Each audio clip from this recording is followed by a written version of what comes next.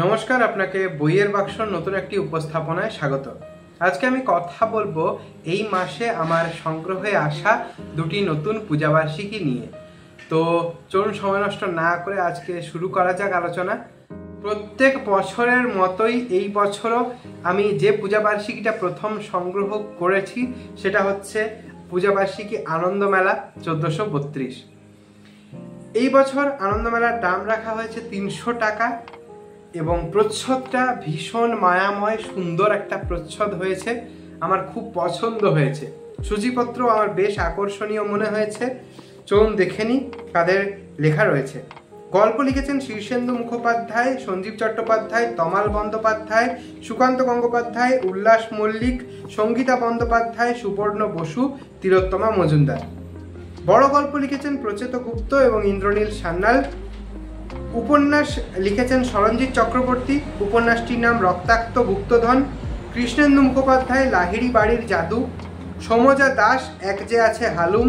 সৌভিক গুহ সরকার তেপান্তর। সুজিত বসাক রঘুদের বাড়ি।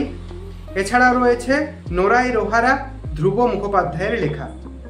কমিক্স রয়েছে সত্যজিৎ রায়ের নীল আতঙ্ক কাহিনী অবলম্বনে, সুযোগ বন্দ্যোপাধ্যায়ের নীল মাছের চোখ, সুনীল গঙ্গোপাধ্যায়ের অন্ধকারের বন্ধু কাহিনী অবলম্বনে। এছাড়াও আরও অন্যান্য বিষয়ে অন্যান্য লেখা রয়েছে। তো আসি উপন্যাসের কথায়। সরঞ্জিৎ চক্রবর্তী বেশ কয়েক বছর নিয়মিত আনন্দমেলার পাতায় ঐতিহাসিক উপন্যাস লিখছেন। তো এই বছরও লিখেছেন। উপন্যাসটি যেটুকু দেখে মনে হয়েছে তাতে ওই প্রতাপাদিত্যর সময়কালের ওপরই লেখা বলে মনে হয়েছে, যদিও আমি পুরোপুরি সঠিক তথ্য জানি না, পড়ার পর বলতে পারবো। কৃষ্ণেন্দু মুখোপাধ্যায়ের কথা না বললেই নয়। গরুর মস্তানি উপন্যাসটা বোধহয় 2 বছর আগে পড়েছিলাম এবং উপন্যাসটার কথা এখনো আমার মনে পড়ে মাঝে মাঝেই। খুব প্রিয় একটা উপন্যাস ওটা, এবং সেই উপন্যাসটা পড়ার পর থেকে কৃষ্ণেন্দু মুখোপাধ্যায়ের লেখা কিশোর উপন্যাসের প্রতি একটা আলাদা করে আগ্রহ আমার থাকেই। এছাড়াও রয়েছে সৌভিক গুহ সরকারের লেখা একটা উপন্যাস। সৌভিক গুহ সরকারের লেখা কিশোর উপন্যাস আমি আগের বছর প্রথম পড়েছিলাম আনন্দমেলার পাতাতেই। সেই উপন্যাসটা পড়ে বেশ ভালো লেগেছিল। তো তার লেখার প্রতিও একটা এক্সপেকটেশন আমার রয়েছে।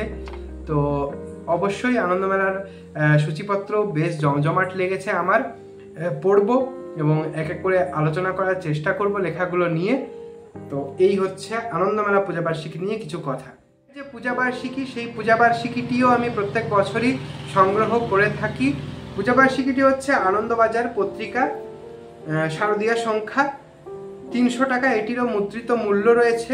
এইটির প্রচ্ছদ আমার বেশ পছন্দ হয়েছে। তো চলুন দেখে নিই সূচিপত্র। উপন্যাস লিখেছেন শুভমানস ঘোষ। উপন্যাসটির নাম গুপ্ত শলাকা।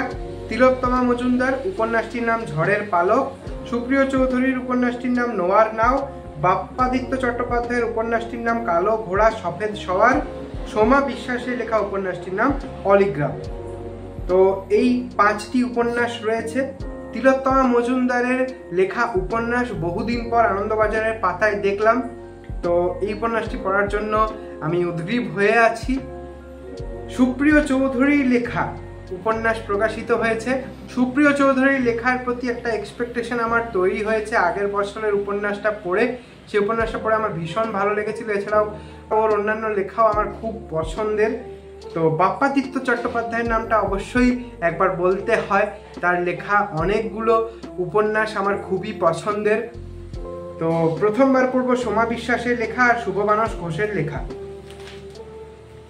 এছাড়াও প্রবন্ধ রয়েছে, পুরাণ কথা রয়েছে নৃসিংহপ্রসাদ ভাদুড়ির। গল্পের লেখক তালিকাও ভীষণ আকর্ষণীয়। সরঞ্জিৎ চক্রবর্তী, সৈকত মুখোপাধ্যায়, অনিতা অগ্নিহোত্রী, ইন্দ্রনীল সান্যাল, সব্যসাচী ধর, সায়ম বন্দ্যোপাধ্যায়। প্রায় সবারই ছোট গল্প আমি পড়েছি নানা পত্রপত্রিকায়, এবং এর মধ্যে সৈকত মুখোপাধ্যায়, অনিতা অগ্নিহোত্রী, ইন্দ্রনীল সান্যাল, সঞ্জীব চক্রবর্তী এরা তো আমার ভীষণ প্রিয় ছোট গল্পকার। তো এদেরকে নিয়ে আর নতুন করে কিছু বলার নেই। এছাড়াও কবিতা, ভ্রমণ আর অন্যান্য বিষয়ে নানা লেখা রয়েছে, সেগুলো আর আমি বলছি না।